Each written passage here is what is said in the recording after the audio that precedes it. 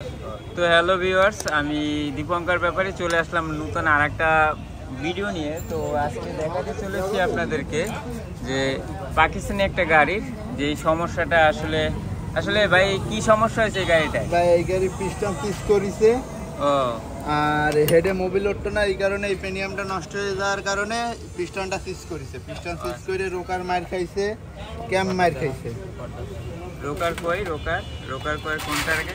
এই যে এইটা আছে রোকার, এই রোকারটা আছে মার খাইছে মোবিল না ওঠার কারণে।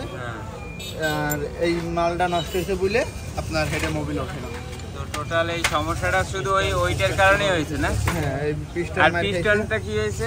পিস্টনটা নষ্ট হয়েছে। আচ্ছা, পিস্টন সিজ করলে আমরা বুঝবো কিভাবে সেটা আমি একটু জানি যে পিস্টন যদি সিজ করে এটা বুঝবো কিভাবে, বোঝার উপায়টা কি? পিস্টন সিজ করলে আপনার গাড়ির মোবিল খাবে, হ্যাঁ, মোবিল কম হবে। হুম, আপনার যে কোনো সময় মোবিল কমে যায়, পিস্টনটা সিজ হয়ে যেতে পারে। এই কারণে এই ভিডিওটা করা।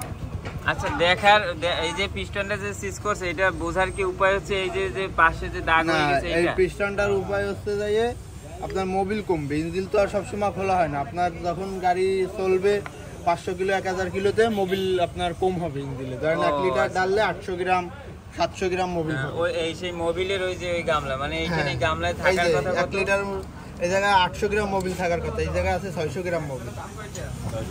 600 গ্রাম আছে না? আর তো সব খাই ফেলছে। তো বেশ ভালো শুনতে পারলাম। এখন এর সমস্যার সমাধান কি করতে হবে?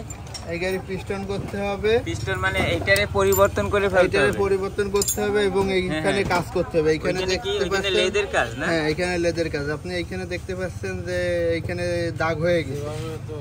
এইগুলো পালিশ করে নতুন করে নতুন পিস্টন দিয়ে। তাহলে এটা লেদে নিয়ে যাইতে হবে। হ্যাঁ, এটা এখন লেদে নিয়ে যাবে। সবথেকে লেদ ভালো কোথায়? ফকিরহাটে গেলে হবে। আমাদের বাগেরহাট জেলার সবচেয়ে ফকিরহাটের লেদটা ভালো, তাই না? ও আচ্ছা, তাহলে আনুমানিক কয় টাকা খরচ হতে পারে এই গাড়ি টোটাল আবার ওকে করার জন্য? এই গাড়ি আনুমানিক 3 থেকে 3.5 টাকা খরচ হবে, মাল জিনিস দিয়ে টিয়ে সবকিছু দিয়ে। আর আপনাদের মজুরি কত লাগবে? আমাকে মজুরি 1200 টাকা। ও আচ্ছা, খুব সুন্দর। তো দেখেন এই গাড়ির কিন্তু পিস্টনটা সিজ করছে। আর পিস্টন কিভাবে সিজ করে আর সেটা আপনারা ভালোভাবে জানেন যে যদি আপনার হেডে মোবিল না ওঠে, ইঞ্জিন টোটালি কথা হচ্ছে মোবিলটা মোবিল না, ওটা হচ্ছে লুব্রিকেন্ট। আর লুব্রিকেন্টটা যদি টোটাল ইঞ্জিনে যদি আপনার না পাস হয় তবে যে কোনো পার্টস একটা চিজ করতে পারে। আর সেই চিজ করার কারণে আপনার গাড়িটা যে কোনো সময় রাস্তায় দাঁড়িয়ে যেতে পারে। তো এটাই ছিল আমার এই ভিডিও।